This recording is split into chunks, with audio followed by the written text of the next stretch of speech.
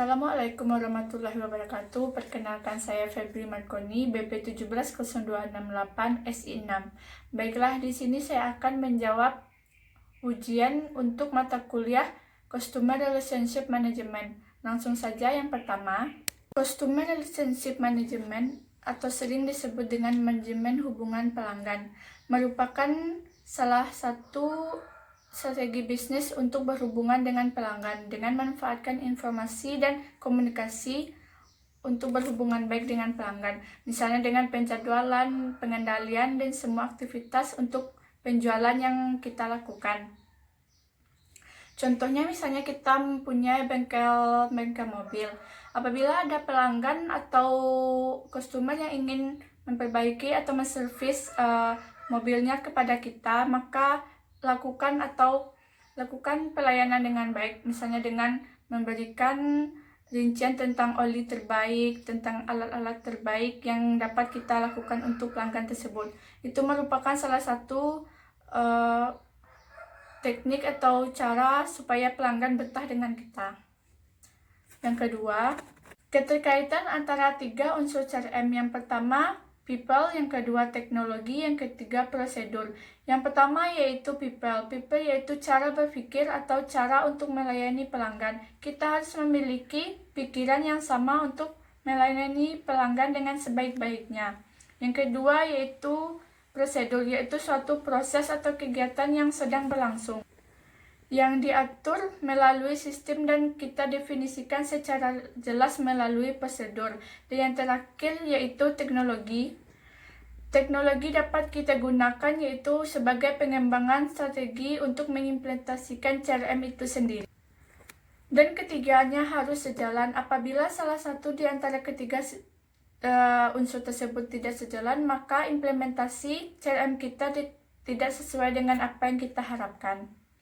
Yang ketiga yaitu langkah utama yang dapat kita lakukan yaitu mengidentifikasi pelanggan, yaitu mengetahui semua personal pelanggan secara spesifik dan mendalam. Dengan tersebut kita dapat berkomunikasi dan berhubungan baik dengan pelanggan. Karena dapat kita ketahui setiap pelanggan atau customer memiliki karakteristik yang berbeda-beda, maka dari itu kita perlu memahami karakteristik tersebut. Nah, tujuan utama CRM yaitu meningkatkan hubungan antara perusahaan dengan pelanggan. Semakin baik hubungan kita dengan pelanggan, maka semakin baik juga perusahaan kita berjalan ke depannya. Setelah langkah pertama tersebut, maka langkah-langkah berikutnya akan berjalan dengan baik dan sesuai apa yang kita inginkan. Dan jika langkah tersebut berhasil dalam kegiatan atau usaha kita tersebut, maka itu salah satu nilai plus yang dapat dari strategi yang kita jalankan tersebut. Yang keempat yaitu alasan mengapa basis data memiliki peranan yang penting dalam implementasi CRM. Karena basis data memiliki manfaat dan tujuan yang baik untuk kelangsungan CRM kita, yaitu salah satunya mengenali pelanggan itu sendiri. Semakin kita pelanggan itu secara mendalam, maka kita akan saling berhubungan baik dengan pelanggan tersebut dengan jangka waktu yang lama. Dan yang lain dari tujuan CRM yaitu sebagai sumber informasi.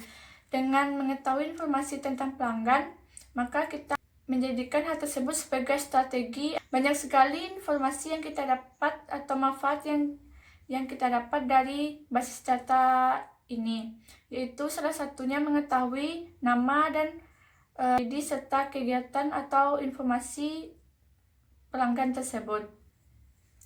Dan yang terakhir, yang kelima, yaitu cerita sebuah penerapan online yang pernah saya amati. Baru bulan kemarin saya melakukan kunjungan ke salah satu puskesmas yang ada di wilayah atau tempat saya untuk mengambil surat keterangan dokter yang berguna sebagai salah satu syarat untuk mengikuti sebagai panitia pelaksanaan pemilu besok.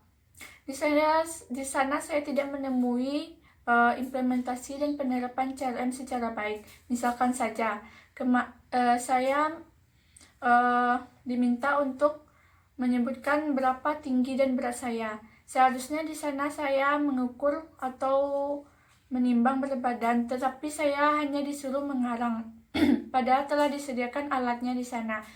Dan saya merasa sangat kecewa sekali dan merasa tidak puas dengan pelayanan di sana. Entah contoh atau penerapan yang saya contohkan ini masuk ke dalam implementasi CRM, tapi menurut saya ini masuk karena salah satu Puskesmas merupakan organisasi atau perusahaan yang perlu sekali menerapkan CRM dengan baik.